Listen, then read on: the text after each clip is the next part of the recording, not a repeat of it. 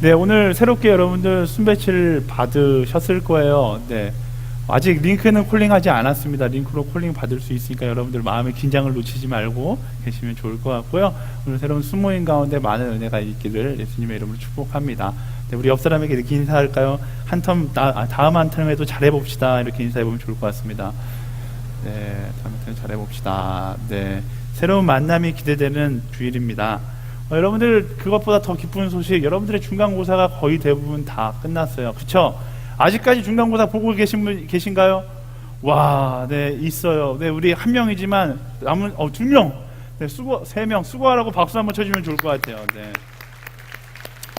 네, 와, 대단합니다. 정말 오래 보네요. 네, 시험이라는 것이 참 스트레스를 받게 만듭니다. 제가 그 목사가 되면서 마지막 목사님들도 시험을 봐요. 목사고시를 보는데 목사고시를 패스하는 그날 제가 얼마나 기뻤는지 몰라요. 더 이상 내 인생 가운데 시험은 없겠구나라는 생각을 하면서 굉장히 자유를 느꼈던 기억이 있습니다. 근데 시험이 없으면 얼마나 좋을까?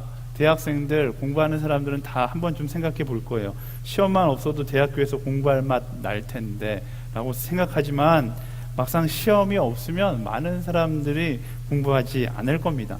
그리고 많은 사람들이 4년이 지나면 내가 뭐 했나라는 허무함에 빠지게 될 것이죠. 그나마 시험을 보니까 압축해서 1주일이라도 2주일이라도 막 몰라서 공부를 하니까 머릿속에 조금이라도 전공이라는 두 글자가 남아있을 수 있게 되는 것입니다.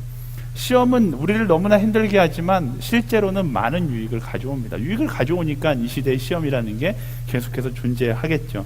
그 대표적인 유익 2가지를 들자면 이렇게 이야기할 수 있을 것 같아요. 첫 번째는 시험을 통해 우리가 무언가 가지고 있음을 나 스스로에게 증명하고 또 다른 사람에게 증명합니다. 사실 공부를 할 때는 굉장히 추상적이었던 학문인데 내가 시험을 준비하고 시험을 거침으로 인하여서 이것이 내 것이 되었음을 증명하게 되는 것이죠. 그 책을 완전히 이해했음을 증명하고 교수님의 가르침을 들었다는 것을 증명하게 되는 거예요. 그렇게 시험은 무언가를 증명해내는 장점이 있습니다. 두 번째는 시험은 우리를 업그레이드 해줍니다. 아마 우리의 지적인 업그레이드가 가장 많이 이루어지는 시간이 바로 시험을 준비하는 시간이 아닌가 싶습니다. 시험이 없는 세상에 산다라면 우리의 지식도 업그레이드 되지 않을 거고요. 우리의 삶도 증명되지 않을 것이다 라는 것을 우리가 뭐 경험해 보지 않아도 알 수 있습니다. 근데 영적인 시험도 마찬가지로 이해할 수 있을 것 같아요. 그리스도인은 삶 가운데 뭐 다른 모양의 시험이지만 여러 가지 영적 공격과 시험을 많이 경험합니다. 영적 공격과 시험을 경험할 때도 마찬가지로 우리는 2가지 유익을 누리는데요. 첫 번째는 하나님을 향한 우리의 믿음을 증명해내는 것이죠. 평상시 나는 믿음이 있습니다 라고 이야기하지만 그 믿음의 고백은 어쩌면 추상적인 고백일 거예요. 근데 시험을 지나감으로 인하여서 그 추상적인 고백이 실제가 되는, 증명이 되는 것을 우리는 경험하게 되는 것이죠. 두 번째는 시험을 지나가면서 우리는 업그레이드, 성장하게 되는 것이죠. 유명한 고백이 있어요. 나의 길 오직 그가 아시나니 나를 단련하신 후에 내가 정육같이 나아오리라. 여러분들 찬양 많이 하는 찬양이잖아요. 한번 찬양해 볼까요? 네. 네. 제가 선창할게요. 나의 길 오직 그가 아시나니 나를 단련하신 후에 정금같이 나오리라.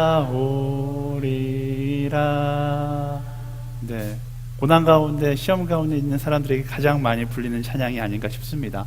이 찬양의 고백처럼 시험은 나를 증명하고 나를 성장시키는 것, 하나님께서 우리에게 시험을 주시는 이유도 바로 여기에 있는 것이죠. 기독교 역사를 쭉 살펴보면 교회와 그리스도인은 끊임없이 시험을 경험해 왔습니다. 그리고 그 시험 가운데 믿음을 증명했고 또 성장해 왔죠. 그리고 오늘의 한국교회가 바로 그 시험을 이겨냄으로 인하여서 믿음을 증명하고 성장한 교회의 모습인 것이죠.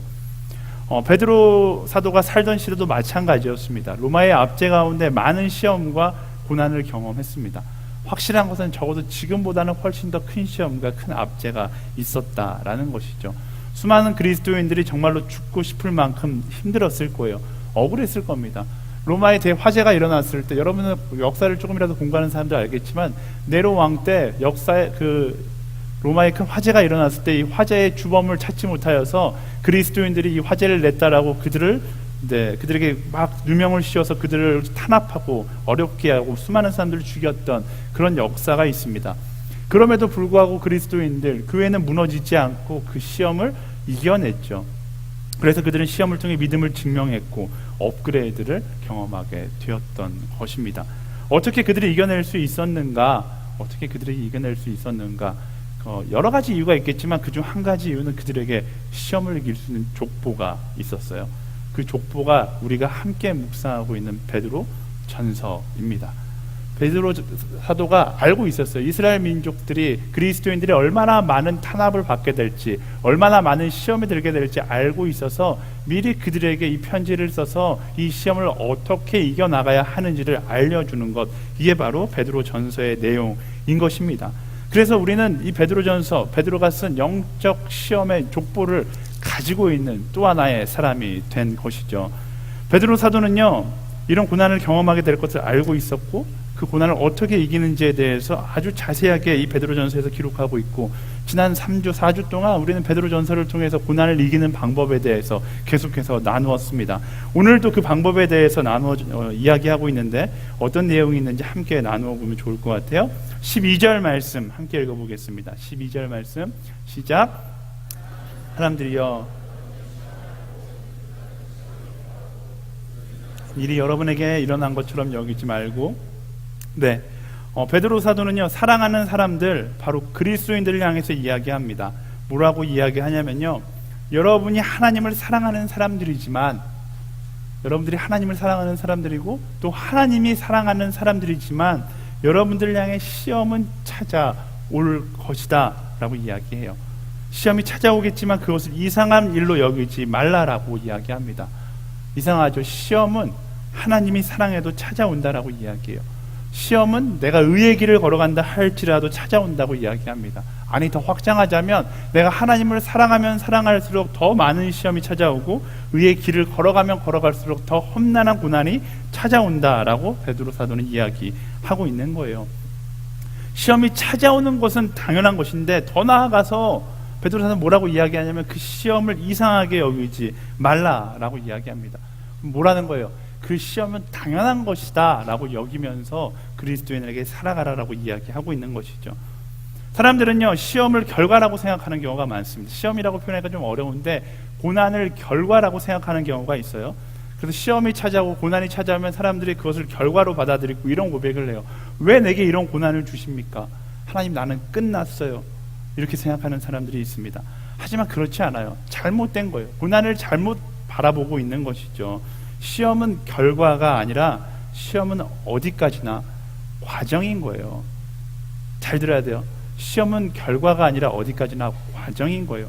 그래서 고등학생들이 시험 못 봤다고 막 자살을 선택하고 이런 것들은 잘못된 거잖아요. 왜? 그 시험은 인생 가운데 경험한 한 과정 중에 하나인데 그것이 결과라고 생각하니까 그런 어리석은 선택을 하게 되는 것이죠. 우리 영적인 시험도 마찬가지예요. 우리 영적인 시험 찾아오는 고난들은 과정이죠. 내 인생 가운데 하나님께서 주시는 과정이지 절대로 어떤 일의 결과가 아니라는 사실을 기억해야 합니다. 그래서 우리는 그 과정을 통해서 뭘 하는 거예요? 우리의 믿음을 증명해내라고 하나님께서 그 시험을 주시는 것이고 그 과정을 통해 성장하라고 그 시험이 내게 주어진다라는 것을 우리가 알아야 한다라는 것이죠. 근데 많은 사람들이 시험이 찾아오고 고난이 찾아오면 미칠 것처럼 느끼고 죽을 것처럼 느끼고 도망치고 싶은 감정을 느끼게 됩니다. 왜 그래요? 과정이 아니라 그 시험이 결과라고 생각하기 때문에 그렇죠. 지금 여러분 삶 가운데 고난 때문에 힘들어하는 사람들 기억하세요. 고난은 여러분들의 결과가 아니에요.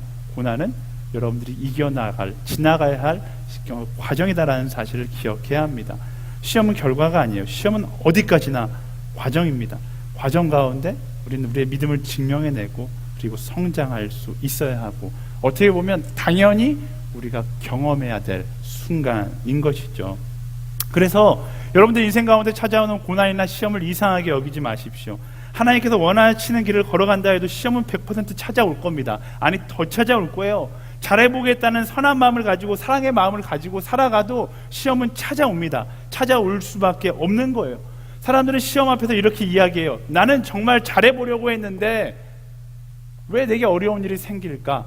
나는 정말 사랑했는데 왜 나한테 이렇게 공격하는 사람이 많을까? 나는 거룩하게 살려고 했는데 왜 이렇게 힘든가? 어디서 많이 듣던 고백들이죠. 여러분의 삶 가운데 많이 하는 고백이에요. 근데 이 고백에는 잘못된 점이 있어요.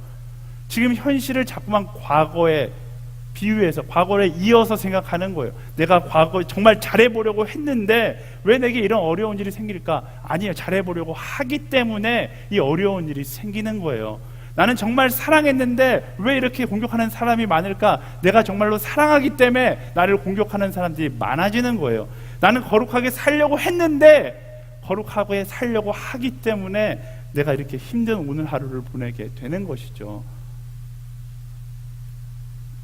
시험을 결과라고 생각하는 것이 아니라 시험을 과거 때문에 생긴 오늘이라고 생각하는 것이 아니라 반대로 생각하는 거예요. 내일을 만들기 위한 과정이 시험이라고 생각하는 그런 영적 관점이 우리에게 필요하다라는 것입니다. 그래서 시험이 찾아올 때 그 시험을 두려움으로 바라보는 것이 아니라 그 시험으로 인해 나는 성장하게 될 것이다라는 미래적 관점으로 그 시험을 바라보는 통찰력이 우리에게 있어야 한다라는 거예요.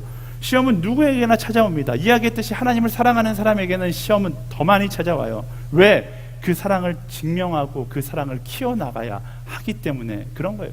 당연한 이치입니다. 관계에서 친구와의 우정이 생기면 시험이 찾아와요. 우정이 없으면 시험도 없어요. 관계가 없는데 무슨 시험이 있겠어요? 그렇잖아요. 사랑도 마찬가지예요. 연인끼리 사랑을 하면 그때 그 사랑을 확인하고 그 사랑이 커져가기 위해서 위기가 찾아오고 시험이 찾아오는 것 같아요.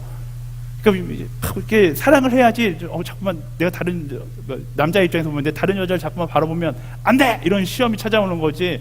혼자 있을 때 다른 여자 쳐다보면 안 돼! 이런 시험은 경험하지. 그건 이상한 사람인 거예요. 내가 좋아하는 마음을 갖고 쳐다봐야 되는 거잖아. 너무나 당연한 이치예요. 내가 사랑을 하기 때문에 시험이 찾아오는 거고 내가 무언가 선한 길을 걸어가려고 하기 때문에 시험이 찾아오는 것이죠. 제가 더 쉽게 이해를 돕기 위해서 제가 이 이야기를 갖고 왔어요. 제가 치킨을 굉장히 좋아하거든요. 제가 닭고기 먹는 걸 굉장히 좋아하고 특히 닭 중에 닭 다리를 굉장히 좋아해요. 예전에 솔로 살 때는 무조건 1인 1닭이었어요. 닭 다리 2개는 항상 제가 먹어야 되는 그런 사람이었는데 이제 어느 날부터 연애를 하기 시작하고 제 아내와 치킨을 먹는데 제가 무심결에 1인 1닭 하던 습관이 있어서 닭다리 2개를 다 먹었어요. 근데 제 아내가 없는데 싫어해요. 제 아내가 갑자기 그때 닭똥 같은 눈물을 뚝뚝 흘리는 거예요. 어떻게 닭다리 2개를 너가 다 먹을 수 있냐. 그때 알았어요. 아, 사랑하면 닭다리 1개를 남겨야 되는구나. 그때부터 뭐예요? 저에게 조그만 시험이 하나 생긴 거예요. 닭다리 2개 중에 하나만 먹어야 되는 시험이 생긴 거죠. 그거를 닭다리를 먹지 않음으로 인하여서 저는 사랑을 증명할 수 있는 거예요. 근데 더 충격적인 일이 생겼어요. 저희 집에 한 명이 더 생겼어요. 치킨을 사고 집에 가면 아내가 한쪽 다리를 먹고 저희 딸이 한쪽 다리를 먹고 저는 이제 다리를 먹지 못해요. 네. 저희 딸은 제가 가슴살을 제일 좋아하는지 알고 있어요. 뭐예요? 제가 더 큰 사랑을 하기 위해서 더 큰 시험과 더 큰 고난을 경험해야 하는 것이죠. 너무나 당연한 이치예요. 내가 더 큰 사랑을 하게 되면 더 큰 고난이 내게 찾아올 수밖에 없는 거고 더 선한 길, 더 의의 길을 걸어가려고 하면 더 많은 것을 포기해야 하는 일들이 우리 인생 가운데 찾아올 수밖에 없는 거예요. 사랑이 커져갈수록 내가 의의 길을 걸어가려는 마음이 커지면 커질수록 그 시험의 난이도는 점점 더 어려워지기 시작하는 것입니다. 하나님을 사랑하지 않을 때는 우리는 갈등할 필요가 없어요. 세상 사람들은 고민할 필요가 없어요. 사단도 가만히 내버려둬요. 신경 쓰지 않아도 하나님을 사랑하지 않고 하나님을 믿지 않으면 그냥 죄짓고 잘 살거든요. 그런데 하나님을 사랑하면 우리는 세상의 쾌락들을 포기해야 하는 시험이 찾아오기 시작하는 거예요. 그렇잖아요. 하나님을 사랑해서 교회에 나가려면 나의 시간과 물질을 투자해야 되는 그런 시험이 찾아오고요. 거룩과 정직을 선택함으로 성공을 포기해야 되는 시험이 찾아올 때가 있어요. 때로는 선교라는 사명 앞에 나의 인생을 포기하는 시험이 찾아올 수도 있는 거예요. 하나님을 사랑하면 사랑할수록 우리는 그렇게 시험과 멀어지는 것이 아니라 시험과 점점 더 가까워지고 더 크고 어려운 시험을 경험할 수밖에 없다라는 것입니다. 그런데 그 시험을 통과했을 때 우리는 2가지를 얻는 거예요. 나의 믿음을 증명하고 내 신앙의 업그레이드를 경험하게 되는 것이죠. 베드로 사도가 그리스도인들에게 이렇게 이야기하는 거예요. 불같은 시험이 찾아온다 할지라도 이상하게 여기지 마라. 너가 하나님을 사랑하면 사랑할수록, 의의 길을 걸으려고 하면 걸을수록 더 큰 시험이 너희를 찾아올 것이다. 그리고 이상하게 여기지 말고 그 시험을 돌파해 나아가라 라고 이야기하고 있는 것입니다. 그리고 그 시험의 자리가 바로 너가 성장할 자리이다 라고 베드로 사도가 이야기하고 있는 것이죠. 사랑하는 여러분, 우리의 신앙을 향한 시험이라는 도전을 우리가 지나가게 될 거예요. 그 지나가지만 우리가 두려워하는 것이 아니라 그 시간을 통하여 우리의 신앙은 성장하게 될 것이고, 우리의 신앙은 업그레이드 될 것이고, 하나님 앞에서 우리의 신앙은 증명되어질 것입니다. 그런 믿음을 가지고 나아가는 저와 여러분들이 되기를 예수님의 이름으로 축원합니다. 그렇게 베드로 사도는요, 시험에 대해서 설명합니다. 시험을 어떻게 이해해야 되는지 관점에 대해서 설명하고요, 그 다음에 시험 앞에서 우리의 태도는 어떤 태도를 가져야 하는가에 대해서 이야기하는데요, 13절과 14절 말씀 읽어보겠습니다. 13절 14절 시작. 오히려 여러분이 그리스도의 고난에 참여하게 된 것을 기뻐하십시오. 이는 그분의 영광이 나타날 때 여러분이 크게 기뻐하고 즐거워하게 하려는 것입니다. 여러분이 그리스도의 이름으로 인해 모욕을 당하면 여러분은 복 있는 사람입니다. 이는 영광의 영, 곧 하나님의 영이 여러분 위에 계시기 때문입니다. 아멘. 베드로는요, 세상과 정반대의 태도를 이야기합니다. 시험이 찾아왔을 때, 고난이 찾아왔을 때 오히려 그리스도의 고난에 동참하게 된 것을 기뻐하라라고 이야기합니다. 세상은 그 시험으로부터 도망치라라고 이야기하지만 말씀은, 베드로 사도는 그것으로 인하여 기뻐하라라고 이야기하는 것이죠. 그리스도의 고난에 동참한다는 것은 무엇을 이야기하는가? 예수님께서 왜 고난의 길을 걸어가셨어요? 바로 선으로 악을 이기기 위해서 그 고난의 길을 걸어가신 거예요. 우리도 그 길을 따라 걸어가게 됨을 기뻐하라라고 이야기하는 거죠.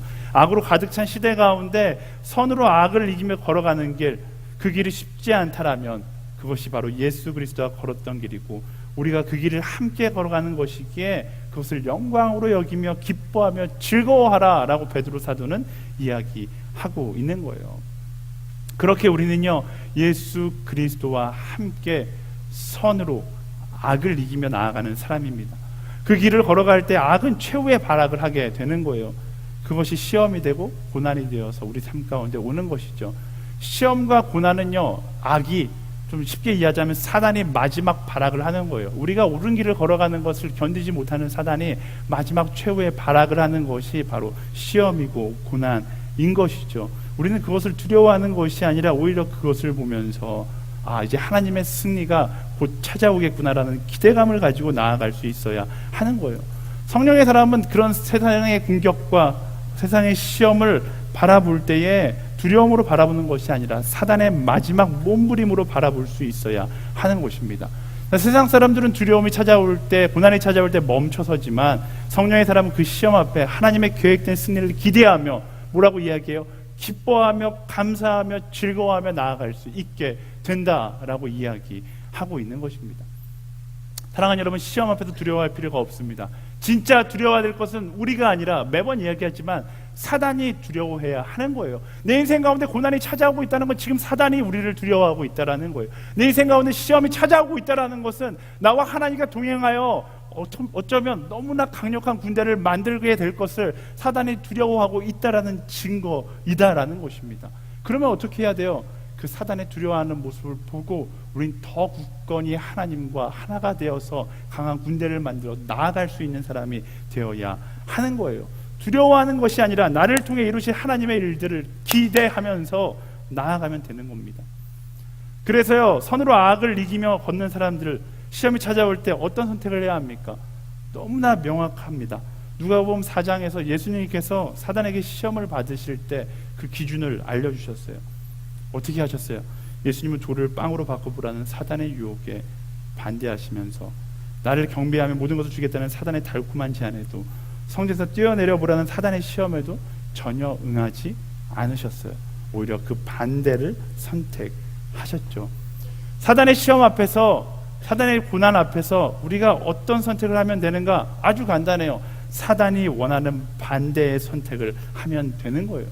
내 죄성이 가리키는 반대의 길을 가면 되는 것이죠.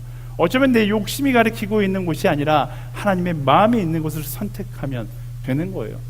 나의 이기심과 나의 욕심과 나의 생각이 내가 편한 길, 사단이 원하는 그 달콤한 길을 선택하고 싶어 할 때가 있어요. 하지만 그 순간 이것이 하나님의 시나리오인가 사단의 시나리오인가를 고민하고 사단의 시나리오를 버리고 하나님의 시나리오를 따라갈 수 있는 사람이 되어야 한다라는 것이죠. 지난 기도 오늘이 부흥 집회 때 유기성 목사님이 오셔서 말씀을 전해주셨는데 그때 굉장히 기억에 남는 말씀이 있어요. 교회에서 목사님을 너무나 힘들게 하는 리더들이 있었대요. 너무나 힘들게 하는 리더들이 있는데 목사님이 막 기도하는데 교회 다른 리더들이 목사님한테 찾아와서 이야기했대요. 목사님, 저 사람들 다 내칩시다. 저 사람 내쳐도 교회 진행하는데 아무런 문제가 없습니다. 딱 그 말을 듣는 순간 유기성 목사님 마음 가운데 나를 응원하는 사람들이 이렇게 많구나. 저 사람들 내치면 나는 이제 정말로 행복한 목회를 할 수 있겠구나라고 생각했는데 그 순간 마음 가운데 드는 생각, 내가 저 사람들을 내치는 걸 누가 가장 기뻐할까라는 생각이 들었대요. 누가 기뻐해요? 사단이 기뻐하는 거예요. 저 사람이 아무리 미워도 저 사람들을 내치는 것은 사단이 기뻐하는 선택이구나. 내가 아무리 저 사람들이 미워도 사단이 기뻐하는 선택은 할 수 없다라고 생각하면서 그들을 품었다라는 간증을 듣는데 그게 바로 우리가 선택해야 될 기준인 거예요. 예수님의 길을 따라가는 크리스천들은요, 시험이 찾아올 때 사단이 원하는 반대를 선택하는 사람이 되어야 하는 것입니다. 우리의 삶 가운데 사단이 기뻐하는 선택을 하지 않는 여러분들이 되기를 예수님의 이름으로 축원합니다. 아멘. 우리 옆 사람에게 정신 좀 차리시고요. 옆 사람에게 선포할까요? 사단이 기뻐하는 일을 선택하지 말지어다. 네. 잘 이해해야 돼. 사단이 기뻐하는 일을 선택할지어다. 이렇게 이해하면 안 돼요. 네. 잘 들어야 됩니다. 그래서요, 저는 이런 기준이 여러분들 삶 가운데 잘 적용되어지기를 소망합니다. 그래서 어떤 일에 고난이 찾아왔을 때, 시험이 찾아왔을 때, 마음 가운데 갈등이 찾아왔을 때 이것이 사단의 냄새가 나면 쳐다보지도 말고 버려버리세요. 내게 아무리 많은 유익이 있을 것처럼 느껴져도 그냥 버려버리는 사람이 되어야 하는 것입니다. 누군가 나를 화나게 하는 순간이 있어요. 분노가 막 치밀어 올라요. 막 쏟아내고 싶은 그 감정에 막 사로잡혔을 때 생각하는 거죠. 누가 기뻐해요? 내가 이 분노를 쏟아내면 누가 기뻐할까? 사단이 기뻐하는 거예요. 그러면 그 시나리오를 갖다 버리는 거예요.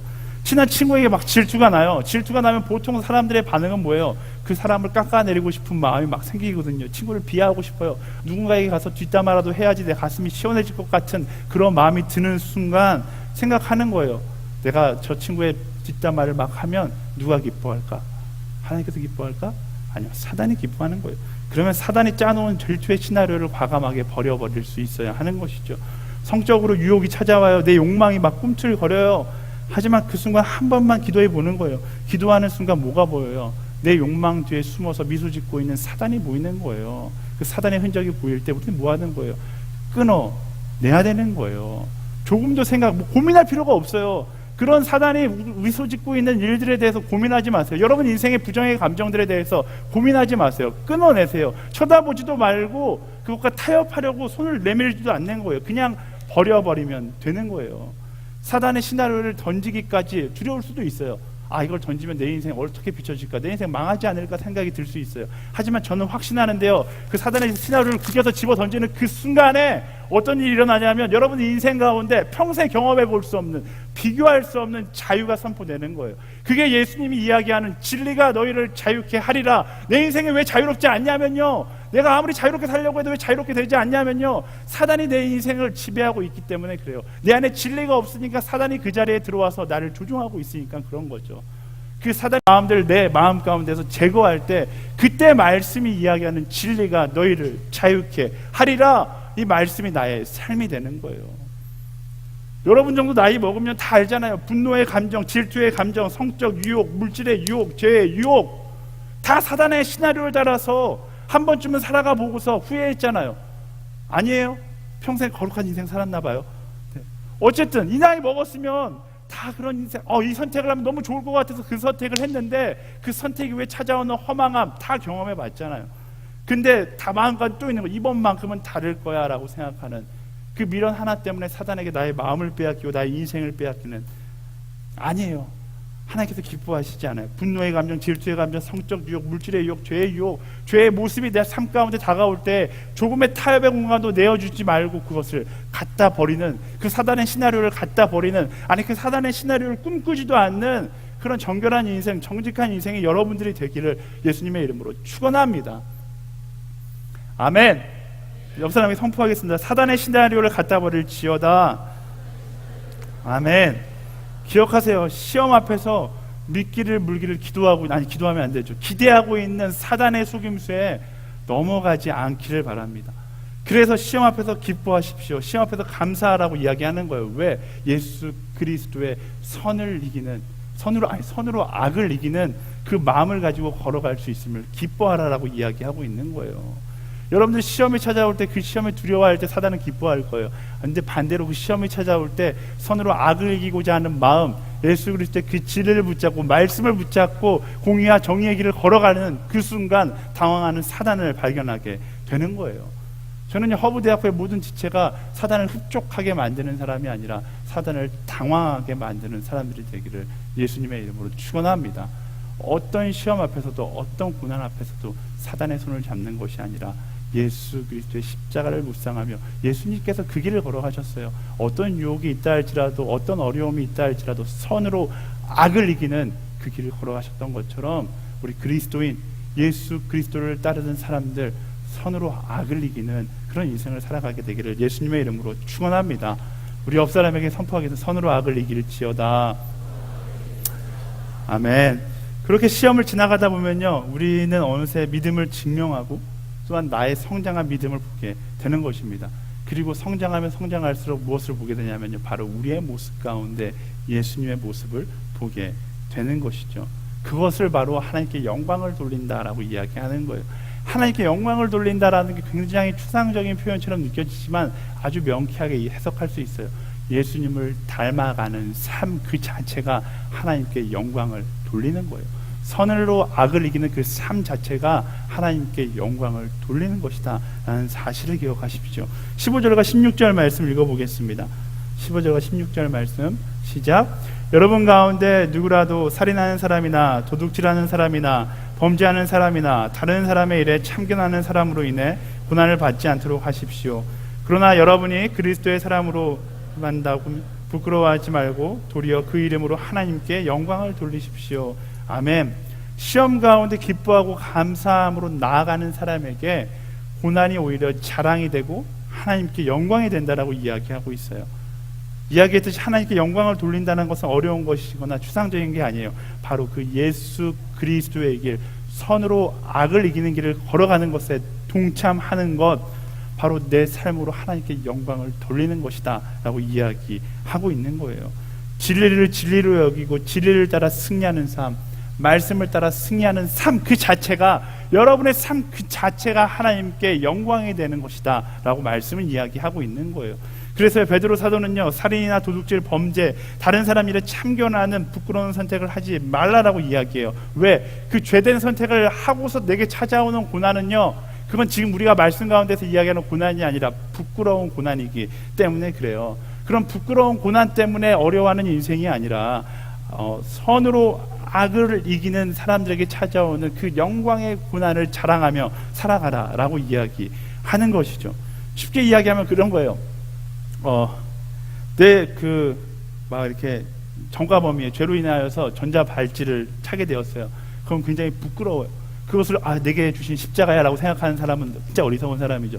근데 제가 아마존에 가서 그 벌레 엄청 많이 물렸어요. 제가 이거를 지금 대한민국에서는 이렇게 설교하면은 그 약간 이렇게 여러분들이 굉장히 놀랄 것 같아서 그렇지만 브라질에서 이렇게 맨날 이렇게 보여주고서 다녔어요. 내가 벌레 이렇게 많이 물렸다. 왜?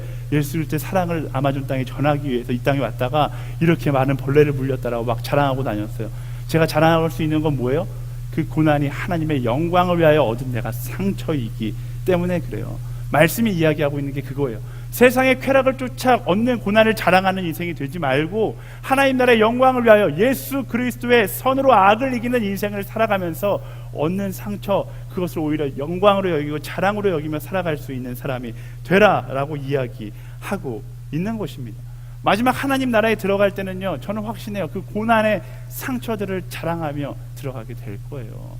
여러분 인생 가운데 수많은 상처들이 생기는 것을 두려워하지 마세요. 정말로 그것이 하나님 나라의 영광을 위하여 일하다가 내게 생긴 상처라면 하나님 나라에 들어갈 때 제가 매번 얘기하지만 가슴을 치며 내가 내가 하나님에 의해서 이렇게 일하다 들어왔습니다 라고 자랑하며 들어갈 수 있는 거예요.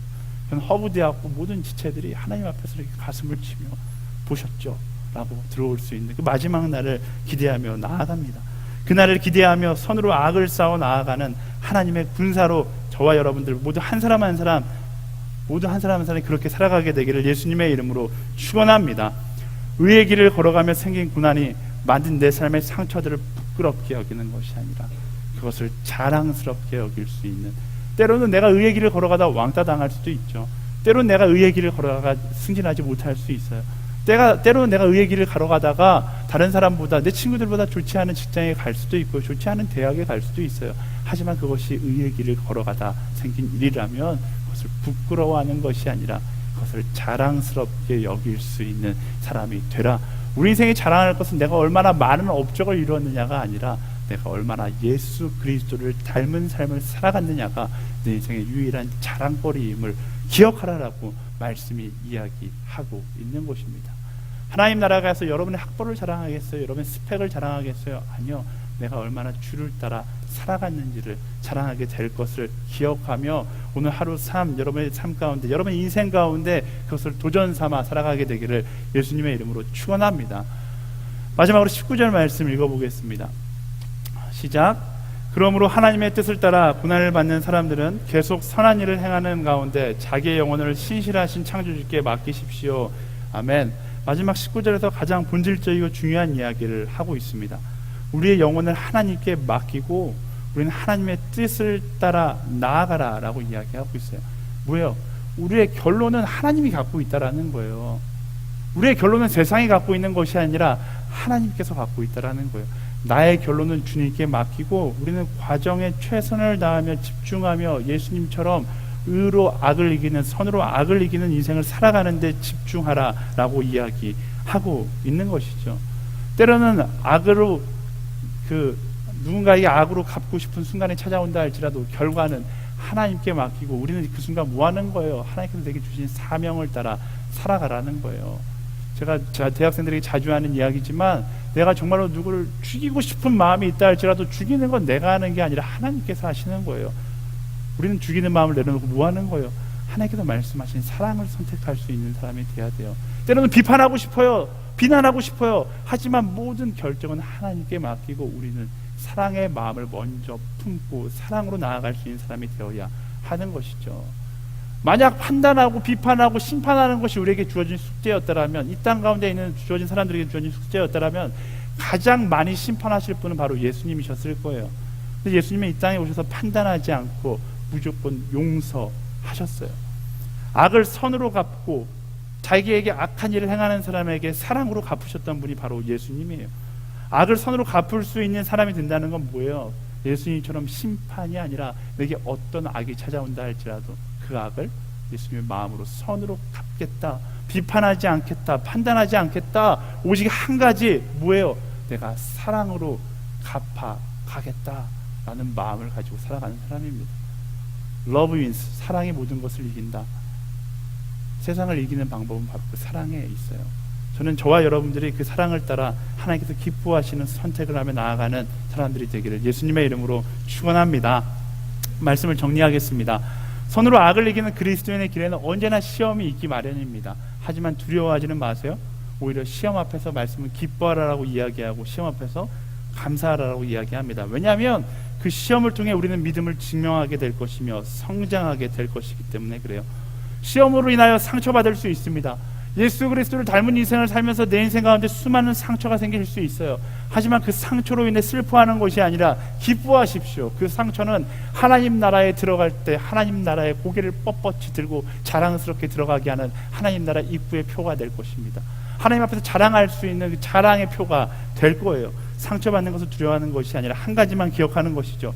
우리는 예수님을 닮아 선으로 악을 이기며 살아가는 사람이다. 사랑으로 모든 것을 덮는 사람이다. 사랑은 모든 허다한 죄를 덮잖아요. 사랑으로 모든 것을 덮으며 나아가는 사람이다. 부끄러운 것은 악으로 선과 싸우는 사람이지 선으로 악을 싸우는 사람이 아니라는 사실을 기억하고 선의 입장에서 예수 그리스도의 편에 서서 당당하게 하나님 나라까지 승전가를 부르며 나아갈 수 있는 저와 여러분들이 되기를 예수님의 이름으로 축원합니다. 오늘도 많은 시험들이 우리 앞에서 우리를 두렵게 할 것입니다. 하지만 그 시험을 통해 우리는 하나님과 또 친밀하게 될 거예요. 여러분들이 그 시험을 통과할 때 이야기했듯이 여러분들은 믿음을 증명하게 될 것이고, 증명된 그 믿음을 통하여 하나님과의 더 친밀함을 경험하게 될 겁니다. 그 친밀함을 경험함으로 여러분의 믿음은 성장하게 되는 거예요. 이스라엘 민족이요, 광야에서 40년이라는 시간 동안 시험을 받습니다. 근데 그들은 40년이라는 시간 동안 그들의 믿음을 증명했고 그들의 신앙의 업그레이드를 경험하게 되는 것이죠. 그 시험의 시간을 통해서 그들은 교만을 내려놓게 되었고 하나님을 의지하는 법을 배우게 되었습니다. 홀로 사는 인생을 떠나 주님과 동행하는 삶을 배웠고, 그리고 하나님과 함께하는 삶이 얼마나 행복한 삶인지를 알게 되었어요. 여러분, 인생 가운데 시험이 느껴질 때가 있습니다. 그때 우리는 무엇을 하는 거예요? 그때 내 인생 가운데 함께 하시는 하나님을 경험하게 되는 거예요. 나 홀로 광야에 놓여 있다라고 생각되는 그 순간이, 나 혼자 시험 때문에 울고 힘들어하는 그 순간이 바로 하나님을 만나는 자리이고 성장하는 자리인 것입니다. 광야에 놓여진 것처럼 외롭게 느껴지는 그 순간이 바로 하나님께서 여러분을 만나기 원하는 그 순간임을 기억하길 바랍니다. 시간 함께 찬양했으면 좋겠는데요, 이 찬양의 가사가 너무 좋은 거예요. 가사 찬양을 이렇게 헤드셋을 끼고 듣는데, 찬양입니다. 노래를 하는데 찬양입니다 울컥거리는 제가 울컥거리고, 그래서 이 찬양 꼭 해야겠다는데 찬양이 너무 어려워요. 내가 이 찬양 부르면 여러분들 울컥하지 않을 것 같은 거예요. 감동이 비슷한 전달되지 않을 것 같은 거예요. 고개를 들었는데 하나님이 좋은 동역자를 붙여주셨더라고요. 이준희 전사님. 그들에게 행복을 주는 사람이 굉장히 낙담하고 있어요. 그 전사를 좀 부탁했어요. 전사님, 제가 그 노래를 유튜브 사이트를 보내주면서 가사뿐만 아니라 이 감동을 담아서 들어줄 수 있겠습니까? 알겠습니다.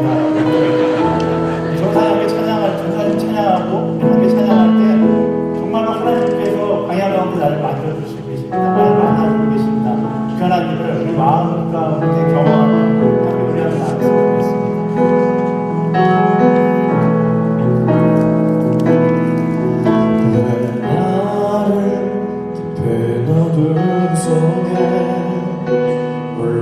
불러두시는지 어두운 밤 왜 그리 그런지 나를 고독하게 나를 낮아지게 세상 어디도 기댈 곳이 없게 하셨네.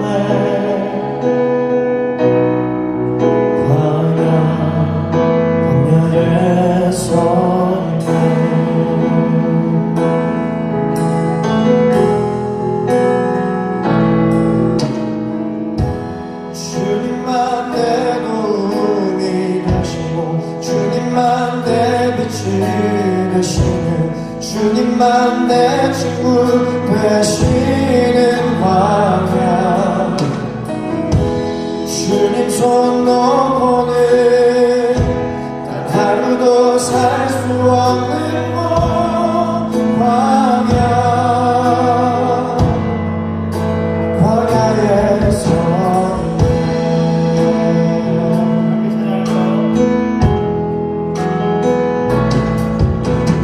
나를 그 어둠 속에